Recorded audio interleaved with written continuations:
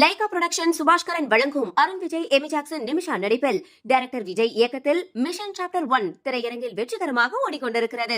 குடும்பத்தோட போய் பாருங்க. மத்திய பிரதேச மாநிலத்தில் உள்ள குணோ தேசிய பூங்காவில் சிறுத்தை ஒன்று 3 குட்டிகளை ஈன்றிருக்கிறது.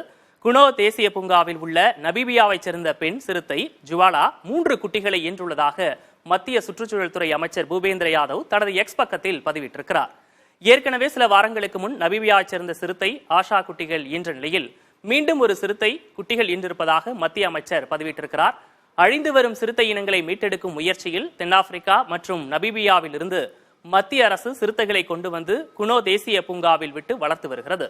இதற்காக கடந்த 2022ஆம் ஆண்டு நபீபியாவில் இருந்து 8 சிறுத்தைகளும் 2023ஆம் ஆண்டு தென்னாப்பிரிக்காவில் இருந்து 12 சிறுத்தைகளும் அழைத்து வரப்பட்டன. இவற்றில் சில உயிரிழந்து விட்டதாக உரிய தீர்வு காண மத்திய அரசுக்கு உச்சநீதிமன்றம் உத்தரவிட்டது கவனிக்கத்தக்கது.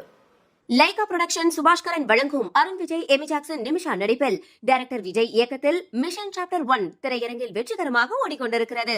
குடும்பத்தோட போய் பாருங்க.